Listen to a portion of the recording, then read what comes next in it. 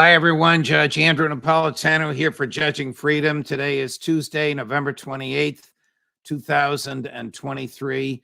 Matthew Ho is our guest today. We will talk to him about, does diplomacy really work? Does it work in times of vengeance and hatred? But first,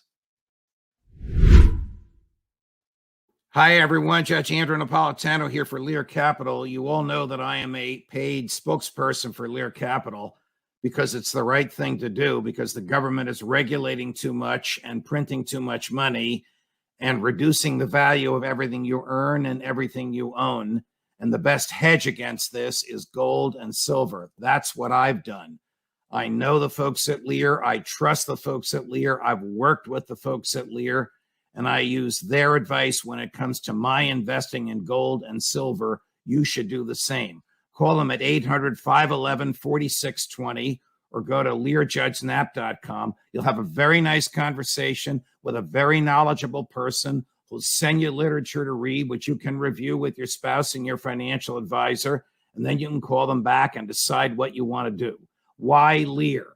Lear has 25 years experience and thousands of five-star reviews and a 24-hour risk-free guarantee. And when you have this conversation with the Lear representative, you'll find out if you can qualify for a $15,000 gold bonus.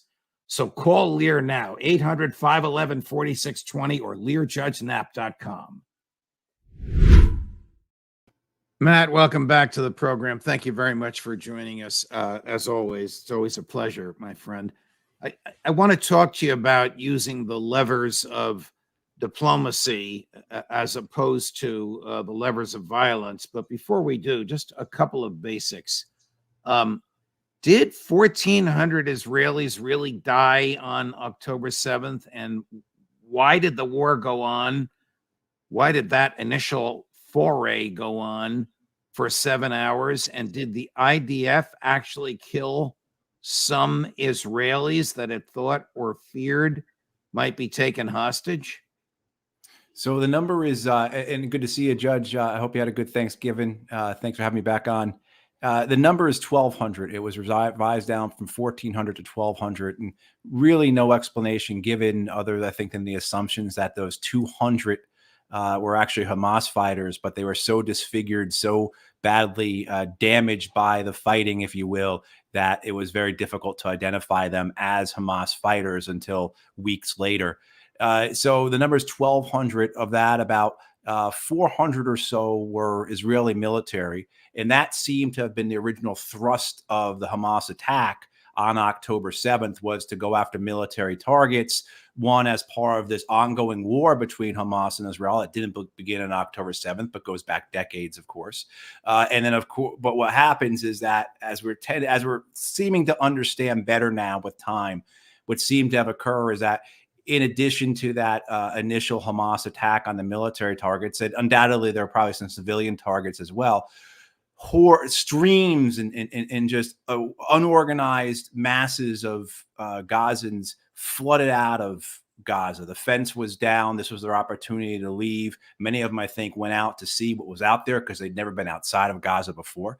And others went out to take revenge because they have been kept in that open air concentration camp for decades. They had family, friends, neighbors killed by Israel, whether it be during the numerous air wars and ground wars launched by Israel against Gaza, or even during the non-peaceful Great March of Return, where 200 Israelis were killed and thousands were shot.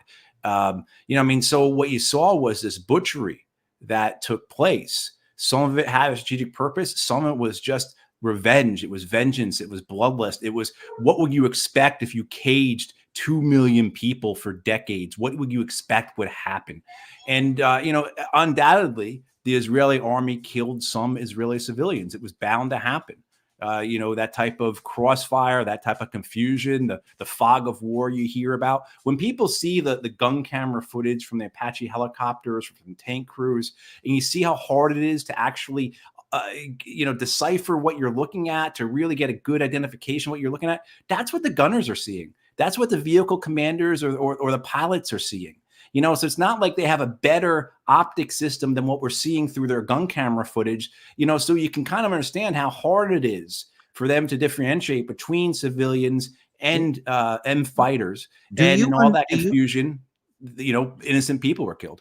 Do you understand if there was intentional killing by the IDF, this sort of Hannibal strategy, as they call it, to kill people that they knew were in danger of becoming or had already become hostages? Right. And the Hannibal directive is something the Israelis have had for a couple decades. It's named after the general Hannibal, who killed himself rather than being taken prisoner by the Romans. And the idea is that it is better to have dead Israelis than captured Israelis. And this particularly always seemed to pertain to the Israeli military. It's better to have a dead Israeli soldier than to have a captured Israeli soldier. And I don't think that that was initiated on October 7th. I mean, what occurred there in those 7 hours for that type of decision to invoke a directive like that, I think that's too quick. I think what you saw was the reality of combat. People get killed by people on their own side because it's messy, it's ugly. People are rushed, they're scared, they don't know all the circumstances, they can't see things clearly, on and on and on. And that's how you end up with the Israeli army killing many Israeli civilians. It's one of those things of warfare, and just one more reason to make warfare not the instrument to be pursued. The Hamas people have about 200 Israelis and a few Americans restrained. The Israelis have a few thousand Palestinians restrained. Why are the restrained Israelis called hostages and the restrained Palestinians called prisoners? Well, this goes into the propaganda that we've talked about so much, the language bias used, the language preferences, the vocabulary utilized to make sure that one side fits the narrative it's been assigned.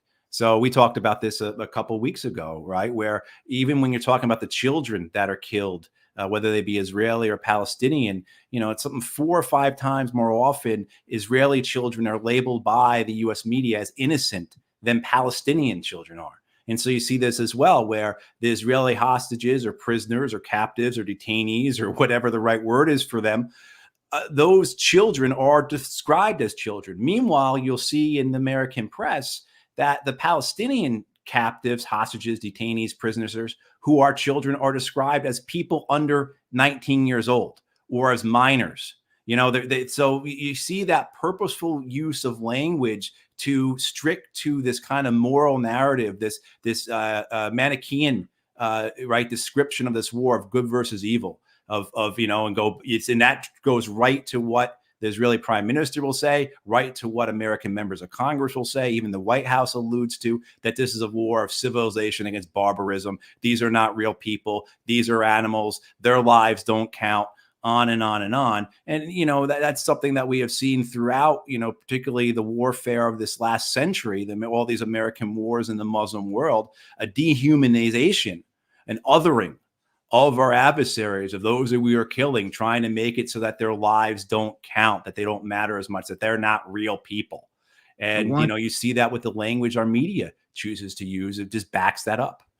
I want to segue into the diplomacy that's been going on. But in order to do so, I want to play this clip. It's cut 4, Sonia. This is one of the ministers of Qatar who was involved in the actual negotiation and what his aspirations for the negotiations are. It's in English. Main focus right now is, and our hope is, to reach a sustainable truce that would lead to further negotiations and eventually to an end to this iteration of violence, to this war. And we have always said that we need the push of the whole international community to make sure that that happens. However, we are working with what we have. And what we have right now is a provision to the agreement that allows us to extend days as long as Hamas is able to guarantee the release of at least 10 hostages from their side. There have been some minimal breaches. which have been noted by both parties, but they did not harm the essence of the agreement, and the agreement is still ongoing. We are monitoring, of course, everything on the ground. However, we don't monitor, we don't have anybody on the ground in Gaza. And therefore, we rely on the reports coming from the ground and coming from both parties. And our job as mediator is to get that information across and to resolve these issues between the two parties before they escalate. And we have succeeded in doing that in the past 4 days, and we hope to continue. It sounds to me as though the aspiration of Qatar and the folks that this gentleman works for and works with is a sustainable truce, not just a 3 or 4 day one for the exchange of hostages and prisoners. What do you think? Yeah, I hope to God that's the case. I mean, we have all been witnessing, and of course, our witnessing is nothing compared to the suffering, right? But we've all been witnessing every day for 7 weeks now, videos and photos from Gaza that we wish we had never seen. And if this begins again on Thursday, this killing, these massacres, this bombardment, we're going to see those videos and photos again. So the human side of this, of course, calls out, stop. But there's also, too, the point he makes at the end there, the escalation. When you have escalation, when you do not have these truces, when you do not have these events that are meant for people to gain control of the circumstances, so that actual negotiations, so that some type of process can begin to end, not just end the hostilities, but find a solution to whatever the grievances and the problems and the issues were. Well, when all you have is just escalation on top of escalation, response upon top of response, what you're going to get to at some point is cataclysmic. And, this is not just pertaining to, say Gaza and Israel, but if people seen what's happening, say, in Korea right now, where the North Koreans have put a satellite up in space, but then also, too, they have begun remilitarizing the border. And so you go back to the Trump presidency, and remember, President Trump goes to Korea. He meets with the North Korean leader. In the South Korea, North Korea, they signed an agreement in 2018 trying to demilitarize their border. I mean, this is a great thing. These are great steps. The North Koreans actually start taking apart some of their fortifications and weapon systems on the border. And then what happens? Well, we have to go back to our bellicose ways. This isn't good for our hegemony. This, on and on, China, on and on, Lockheed Martin, right? All those excuses, all those reasons, all those rationales come back, and we start to abandon that détente.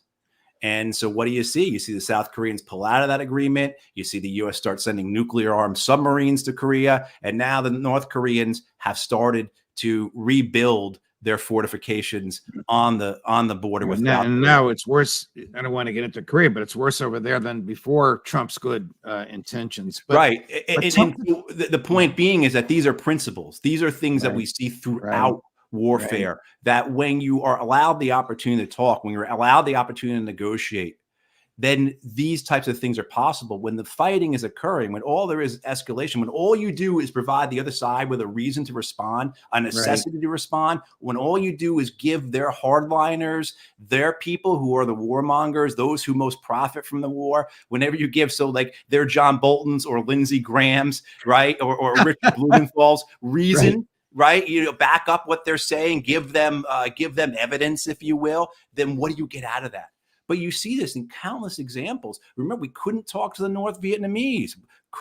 Ronald Reagan could not talk to the Soviet Union. We couldn't talk to the Iraq insurgency. We couldn't talk to the Taliban. All that was disproved by talking to them and ending those conflicts, or in a case of the Soviet Union, having massive arms control agreements. All right. What typically happens during a truce? Do both sides regroup and get ready to move in for the kill as soon as the clock strikes midnight? And is that what's happening now?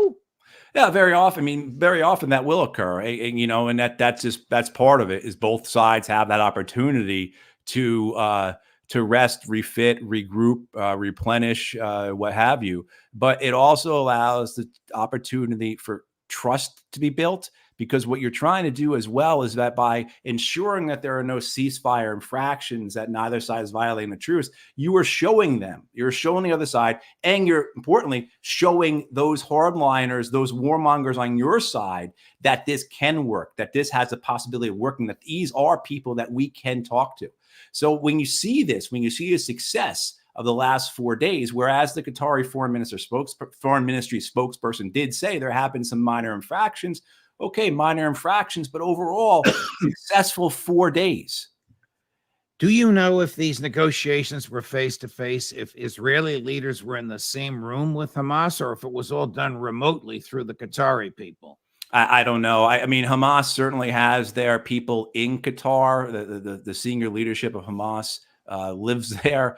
You also have, the headquarters of U.S. Central Command, the El Adid Air Base. I mean, all those types of things. So the American presence is there, and certainly the Israelis can hop on a plane and go wherever. So the Mossad was involved, the CIA was involved, the Egyptians were involved, the Qataris were involved. Whether or not they actually have face-to-face, I don't know. Were they in the same hotel and there was someone shuttling between conference rooms? Was it all done by telephone? There are reports that there was a breakdown in communications during the talks because of the silence in the communications from Gaza, that Yahya Sinwar, who is the political leader of Hamas in Gaza, was quiet for a matter of days, possibly even longer, because he couldn't communicate, again, because they were under siege and the communications were blacked out, which is, another argument you throw in here. If you don't allow the other side to talk, how can you ever achieve anything if you're not going to hear them out? We had this in Afghanistan, Judge, where it wasn't until about 2013, 2014 that the Taliban were allowed to have freedom of movement, where they could designate somebody to get in a car and drive to Kabul without having to worry that a Hellfire missile was going to explode through their rear window. So how can you claim that you're trying to have talks and how you're trying to achieve a peaceful solution when you're going to kill anyone who raises their head from the other side? So that's just another aspect of this that's worth talking about and demonstrating, is that if you don't provide those opportunities, you don't provide those avenues, if you don't allow for, say, telephone conversations to come from Gaza, you can never get to a point where you're going to have some type of peaceful resolution. You and I and the folks that watch us regularly have been fascinated with the propaganda and the role of the media. And there are certain things that you and I know happened, and I get most of this from Colonel McGregor, our friend and colleague, that you don't see too much of in the media. There has been a seizure of an Israeli vessel in the Eastern Mediterranean. There have been strikes on U.S. bases in Iraq and Syria. What are we doing in Iraq and Syria? There have been more than 1,000 Hezbollah missiles filed into northern Israel. The IDF has fired sophisticated weaponry 25 miles into Lebanon. There's a hot war going on in the West Bank, and there's a flotilla of 1,000 Turkish commercial vessels making their way towards Israeli ports. You don't see any of that in the Wall Street Journal or the New York Times or the Washington Post. And it's incredibly important. And if this was a movie or a Netflix TV series, right, this would be where the season ends. Right. Right. I mean, with all this, with everything that's occurring here, with all the possibilities where, my God, what could the outcomes be if this does occur? And, so again, the need to talk, the need to negotiate, not to give the other side an excuse or a reason or a necessity, because all nations are bound, political leaders are bound by the same necessities. They have their own domestic political pressures that they have to respond to. So the idea that Hamas would never have launched an October 7th style attack based upon their constituency being kept in an open air concentration camp is just, the inevitability of not understanding that inevitability is the same as not understanding or how predictable the Israeli response was going to be to that attack, right? The political pressures that are on these leaders. And so whether it's say the Houthi leadership in Yemen, whether it's the Iranian leadership, the Turkish leadership, the Egyptian leadership, they have to balance it, but they are under enormous domestic political pressure to prove to their people that they are not going to let injustices or crimes occur without, because then they're weak, right? Talk to me about the Turks. Could 1,000 Turkish commercial vessels make their way onto the shores of Gaza, attempting to deliver aid to the Gazans without the express authorization of President Erdogan. This is not Turkish military. These are Turkish commercial vessels. The last time this happened in 2014, the Israelis boarded the Turkish vessel, killed an American, killed 10 Turks, and paid $25 million, a pittance, in return for it. Right. So could a flotilla of this size, 1,000 boats, have happened without Erdogan having orchestrated? And if he did orchestrate it, what's his game plan? Well, and certainly there were after that 2014 flotillas, there have been other attempts to do flotillas to bring, and the idea behind that flotilla was to bring relief supplies to Gaza. People under siege, 2.3 million people living under the control of the Israeli army in terms of what is allowed in and out of Gaza. It's been like that for since 2007 or so. So the idea of that was to be as a relief flotilla, provide assistance, provide aid, and 10 of them were murdered for trying to do that. And following that, the various countries in the region, Greece, Turkey, I believe Italy as well, possibly, wouldn't allow other flotillas to go forward. So the fact that you have this armada, basically, right, a fleet of these ships, if the reports are correct, it could not have happened without the Turkish government, without Erdogan saying yes. Now the question will be, will the Turkish Navy accompany them? I don't know if the Turkish Turkish Air Force has the reach and the range to provide cover all the way down there, but you have this possibility where how will the Israelis respond if the ports in the northern part of Gaza have been destroyed? I'm not sure if the ports in the southern part have been destroyed, but if these ships do show up, will the Israeli Navy and Air Force sink them? Will they kill tens, hundreds, thousands of people? And what will the rest of the world do? I mean, the consequences of this are staggering. And this is one of those things where, reality is much greater than fiction many times, right? Because just as we sit here and talk about this and we contemplate it, the idea of it, the scale of it, the historical significance of it, and the fact that you have, if again, the reports are true, 1,000 ships full of people ready to go to die, to help the Gazans, to aid the Gazans, to try and not just block the sea or stop the blockade, but to stop the ethnic cleansing that's occurring. Right. This is really historic. And so if this is true and this does happen, how the Israelis respond, my God, that would mean the difference between this ethnic cleansing, this genocide, this slaughter coming to an end through negotiated solutions, or a regional war that, as we've talked about before, because of a domino effect of, Israel attacks one nation, which brings in another nation, which eventually brings in Russia, which brings in the United States, and you're in something, you're in World War III.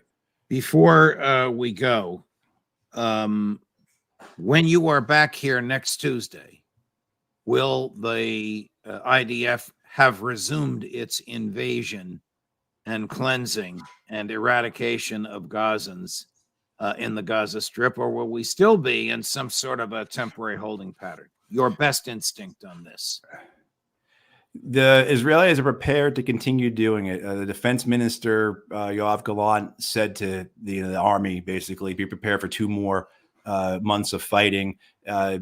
Anytime Benjamin Netanyahu or other Israeli government officials speak about this truce, they are forceful in saying how temporary it is. And when Netanyahu first spoke about this truce last Wednesday, I believe it was, he began by saying the war is not ending. We're going to continue the war. I mean, so they've been adamant that they are not ending the war. So the pressure on the Qataris, particularly, to keep this thing going is massive. I mean, this is. I mean, we can't be too hyperbolic in the sense of what the Qataris are doing right now to prevent the ethnic cleansing of a population. So I think the pressure on, I think the Israelis, there are those within the Israeli government and Israeli military who are looking for any excuse to continue the fighting, to begin the to begin again this ethnic cleansing, because there are two sides to what Israel's trying to accomplish here. One is what they claim they want to eradicate Hamas, make Israel safer, et cetera, et cetera. Most people looking at this, many of us will say this is the exact wrong way to do that. You're only engendering support for the resistance. You're only building a more extreme version of Hamas. But then the other side is that it's got nothing to do with that. This is about vengeance and about a continuation of an ethnic cleansing campaign that goes back 100 years.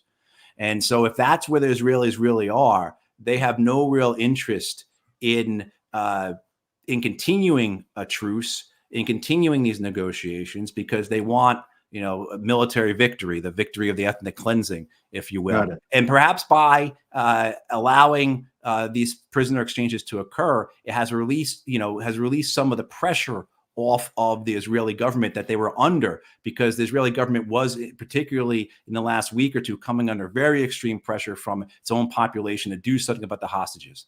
So perhaps this is just enough of an event to allow the Israeli government to say, hey, look, we did this, the pressure's off, let's go back to our ethnic cleansing.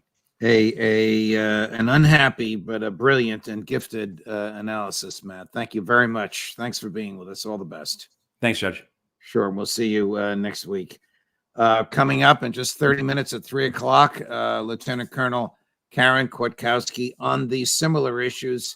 She has a little bit of a different take, but she ends up in the same place. Judge Napolitano. Oh, and we're above 241,000 on the subscriptions on our march to 250,000 by Christmas time. Thank you very much. Judge Napolitano for Judging Freedom.